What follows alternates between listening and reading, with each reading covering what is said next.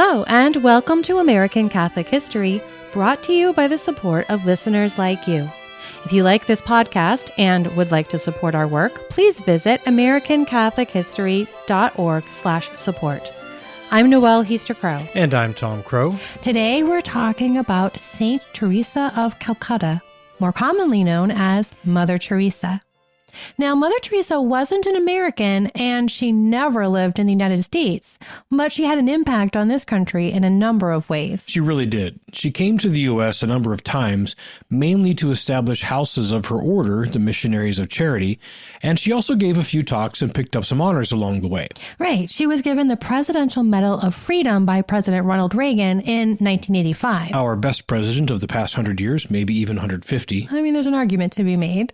And she was made an honorary United States citizen in 1996. Okay, maybe Calvin Coolidge, but I really won't listen to any others. Anyhow, being made an honorary citizen is a big deal in secular terms. Only 8 people total have received the honor. The other 7 people are Winston Churchill, William Penn and his wife Hannah, the Marquis de Lafayette, Casimir Pulaski, Raoul Wallenberg, and Bernardo de Galvez. And among the 8 of them, only Mother Teresa and Winston Churchill received the honor during their lifetime. Churchill, of course, was the British Prime Minister during World War II. Wallenberg was a Swedish diplomat during World War II who saved many thousands of Jews from the Holocaust. Lafayette, Galvez, and Pulaski were important leaders during the American Revolution and will most likely do episodes on at least a couple, if not all 3 of them, in the future. Then William and Hannah Penn were the founders of the Pennsylvania colony. Yeah, so that's some pretty rare company that she's in. Yes, in a purely human sense. She also received the Nobel Prize and many other awards from many governments and international bodies. But naturally, none of these human honors ultimately mattered to her. Now, in fact, during the ceremony when President Reagan presented the Presidential Medal of Freedom, Reagan had perhaps the most insightful quip about all of these human honors. He said, "May I say that this is the first time I've given the Medal of Freedom with the intuition that the recipient might take it home, melt it down, and turn it into something that can be sold to help the poor." She probably didn't quite do that, but the reason wouldn't be because she was eager to display the medal on the wall of her office to impress people who came by. She did appreciate the honor, but she was careful to note that she was receiving it on behalf of the many, many others who had joined her in her work, and she received it on behalf of the poor people whom she served.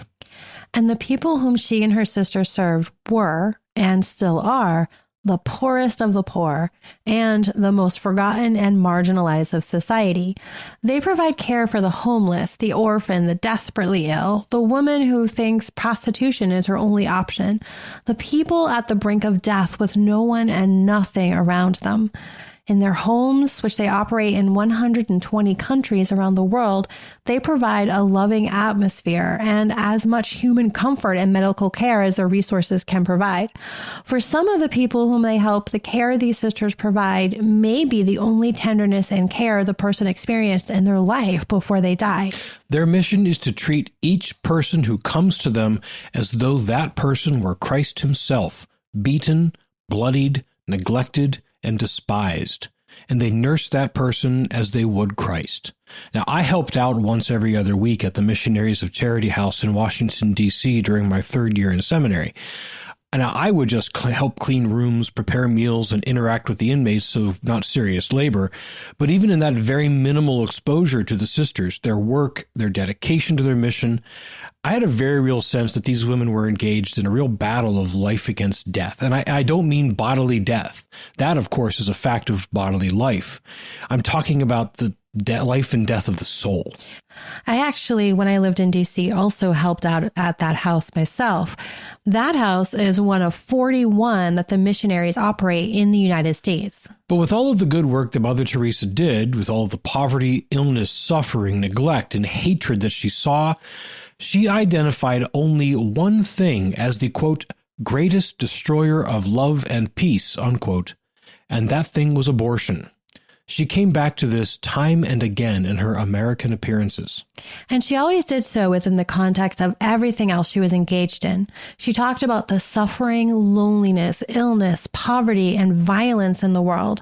And she would talk about the power of God's love to overcome everything. Yeah, and all of this is really why we chose her to be the patroness of our Montessori school here in Steubenville Hilltop Children's House, because we try to serve people who, have less around here. Not quite as bad as the people that she served, but, people who are struggling around. You're still in a low income neighborhood here. Yeah. That. So Mother Teresa doing, just trusting in God's providence. It's kind of what we're doing here. In June of 1985, the day after receiving the Presidential Medal of Freedom at the White House, she spoke at the National Right to Life Convention. In her remarks, she said, quote, "For he has created each one of us and all those little ones in the womb of their mothers for greater things, to love and be loved, not just a number, but somebody special." And then a little later, she introduced a theme she used frequently to drive this point home. She used the story of the visitation, Mary going to Elizabeth, to talk about the dignity of the child in the womb. Mary knew that she had conceived the Son of God, but she had told no one. No one in Elizabeth's household had been told before Mary arrived. And yet, as the gospel tells us, John leapt in his mother's womb. Mother Teresa said, "And yet God used that little unborn child in the womb of his mother to lift with joy at the coming of Christ." Strange. That little unborn child to be used to proclaim the coming of Christ. And today, that little unborn child has become the target of destruction, of destroying the beautiful image of God, the beautiful presence of God. For each one, every little unborn child is created in the image of God, is created for some greater things, to love and to be loved. That's why abortion, such a terrible evil, terrible destroyer of peace, of love, of unity, of joy. Anything that's beautiful destroys, because the little one is not just a number, somebody precious to God. But since Mother Teresa wasn't a one-trick pony only concerned about abortion, she goes on in her talk to discuss what should be done to reduce abortions and assist mothers who are vulnerable to pressure to have an abortion. And as should be expected, the remedy is love, and from love, compassion, sacrifice, and aid. Remember, love from Mother Teresa wasn't just a saccharine greeting card or a nebulous good feeling and sending vibes. No, she was clear. Jesus is the model. Jesus loved and suffered greatly for that love. Love that does not include suffering is not love at all. Mother Teresa expressed this in various ways, in various places. But I like the phrasing. I have found the paradox that if you love until it hurts, then there can be no more hurt, only more love. Yeah.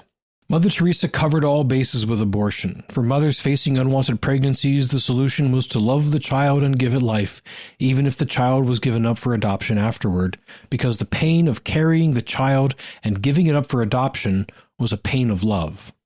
For families, that could mean doing with less or sacrificing something important like reputation or additional creature comforts to love the child.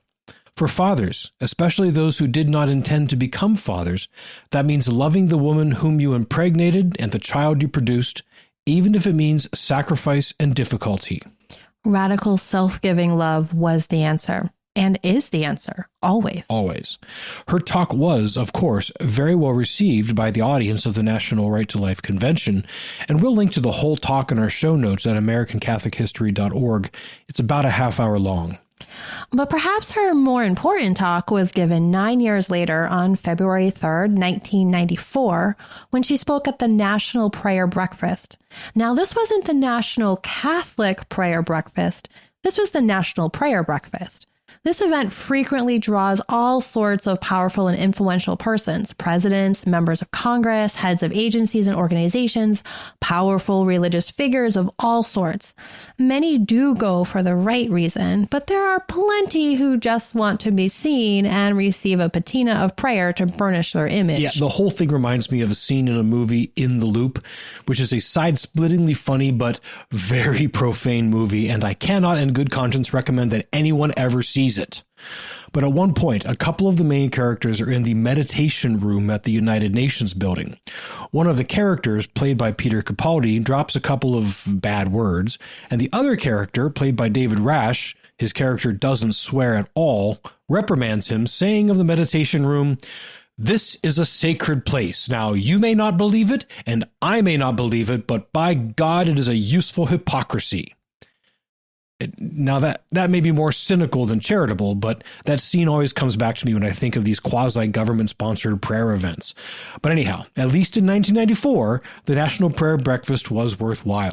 Yes, absolutely. Because in attendance that day were President Bill Clinton and his wife Hillary, plus Vice President Al Gore and his wife Tipper.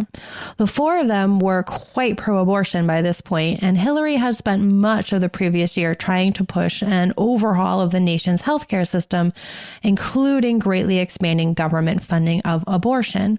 So the topic was very much in the news. Some speakers, not wanting to ruffle feathers, might have pulled a punch or two in their remarks with such figures sitting in the room. But Mother Teresa was not one of those figures. For her, this was an opportunity to preach Christ and Him crucified, as St. Paul admonishes. Mother Teresa's talk that day was a tour de force of talking about the plight of the downtrodden, forgotten, and ill-treated. She talked about people in the gutter, people with terminal illnesses, elderly parents abandoned by their families in comfortable nursing homes, other people who are abused and left behind, and how the answer is love. It is always love. No matter what other aids can be provided to improve their medical situation or their worldly comforts, everyone needs love.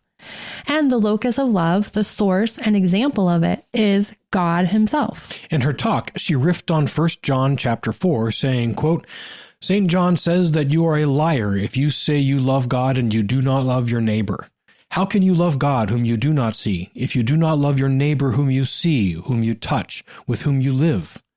Then she zeroes in on that theme again, that love, if it truly is love, must hurt. She says, "I must be willing to give whatever it takes, not to harm other people, and in fact to do good to them. This requires that I be willing to give until it hurts. Otherwise, there is no true love in me, and I bring injustice, not peace, to those around me." It hurt Jesus to love us. She went on to build on this, talking about the importance of family, how love and a life of prayer begin at home. And eventually she gets to the quote we mentioned at the outset. But I feel that the greatest destroyer of peace today is abortion. Because Jesus said, if you receive a little child, you receive me. So every abortion is the denial of receiving Jesus. Is the neglect of receiving Jesus. It is really a war against the child, a direct killing of the innocent child, murder by the mother herself. And if we accept that the mother can kill even her own child, how can we tell other people not to kill one another? How do we persuade a woman not to have an abortion? As always, we must pursue her with love, and we remind ourselves that love means to be willing to give until it hurts. Jesus gave even His life to love us. So the mother who is thinking of abortion should be helped to love, that is, to give until it hurts, her plans, her free time, to respect the life of her child. For the child is the greatest gift of God to the family, because it has been created to love and to be loved. The father of that child, however, must also give until it hurts. By abortion, the mother does not learn to love, but kills even her own child to solve her problems. And by abortion, the father is told that he does not have to take any responsibility at all for the child. He has brought into the world so that father is likely to put other women into the same trouble. So abortion just leads to more abortion. Any country that accepts abortion is not teaching its people to love one another, but to use any violence to get what they want. This is why the greatest destroyer of love and peace is abortion. And now that's about as clear and strong as it gets. If we allow a mother to kill her own child, how can we tell anyone else not to use violence to get what they want? Abortion allows irresponsible men to just go from woman to woman with no consequences to himself. A nation that allows abortion isn't encouraging its people to love, but to use violence to get what it wants. Kind of a description of a lot of the ills of our time. Yeah, pretty much. Now, she went on in her talk to condemn also artificial contraception as a violation of the love spouses owe to one another, going so far as to point out that her order, Missionaries of Charity, will not give a child in adoption to a couple that they know to be contracepting, because if the spouses deny the complete union of their love to one another, they have committed a crime against the love God meant for families to have. And she issued a plea that any mothers who are considering abortion would instead carry their babies to term and then give the babies up for adoption, or give them to her. She insisted over and over again that she would take any unwanted babies. As can be imagined, many in the room who were expecting little more than calls for greater public virtue, like the one President Clinton had issued in his remarks, were more than a little uncomfortable. The Clintons and Gores sat stone-faced and unmoved, even as most in attendance broke forth in sustained applause. Neither Clinton was moved on the abortion question, of course. In her remarks after the breakfast, Hillary acknowledged the call of Christ to help the homeless and the beggar, but wouldn't go near the abortion issue. But Mother Teresa wouldn't let Hillary get off that easily. She spoke privately with Hillary afterwards and invited her to come to India to see their facilities. Hillary and the Clintons' daughter Chelsea did go over, and they visited a nursery where many, many unwanted babies were being cared for while awaiting adoption. And then, over the subsequent year, Mother Teresa enlisted Hillary's aid in establishing an orphanage and home for mothers in the D.C. area, opening its doors in June of 1995. Hillary Clinton, to her credit, did a lot to help Mother Teresa overcome bureaucratic and other hurdles to get the house opened, and was there when it opened. She also corresponded with Mother Teresa and wrote warmly in her memoirs about the letters that Mother Teresa sent to her frequently. Mother Teresa would live for 2 more years after the house opened, receiving her honorary citizenship in October of 1996. That act required a joint resolution of Congress and ultimately required the signature of the president, Bill Clinton. Mother Teresa died in Calcutta in September of 1997, and Hillary Clinton was present at her funeral. After the funeral, the sisters invited Hillary to a private, small gathering back at the Mother House. As she gathered with the sisters around Mother Teresa's coffin, the new Mother Superior asked Clinton to offer a prayer. Clinton, in her memoirs, admits to feeling inadequate to do so, but she offered some words of feeling privileged to have known the tiny, forceful, saintly woman. Who knows? Maybe Hillary's last act isn't written. Maybe as she fades from the public spotlight and her later years come on, her old friend Mother Teresa will have an impact on her heart and soul from heaven that she just didn't quite have in life. Hey, anything is possible for God. It's totally possible. Absolutely. And since Mother Teresa's death in September of 1997, the abortion question in this country has been a sort of kind of a mixed bag. In some parts of the country, abortion is allowed up to and including the moment of birth for virtually any reason, while in other parts, laws have restricted the availability of abortion so severely that this diabolical service is rarely found. Some people view abortion as a necessary part of women's liberation, while many others take Mother Teresa's position that abortion is the ultimate assault on love, peace, and the human person. As we record this episode, we also live in hope that the landmark 1973 Supreme Court decision, Roe v. Wade, may soon be overturned. This June, we hope. Should that happen, the question of abortion laws will return to the states, where that question belongs. But the work of all people who value life will not change that much. We will still be called to love as Christ loved, until it hurts. Because then there is no longer any hurt, just more love. Saint Teresa of Calcutta, pray for us. This has been American Catholic History. If you enjoy American Catholic History, please become a supporter.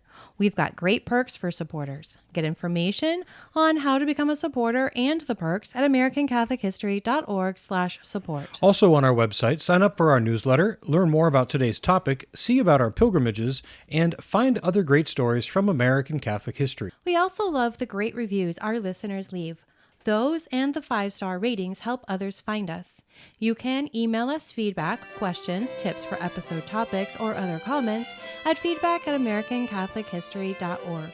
You can find us on Facebook at facebook.com/American Catholic History, on Instagram at ACH_podcast, and follow us on Twitter at ACH1513. I'm Noelle Heaster-Crow. And I'm Tom Crow. Thank you once again for joining us on American Catholic History, made possible by listeners like you.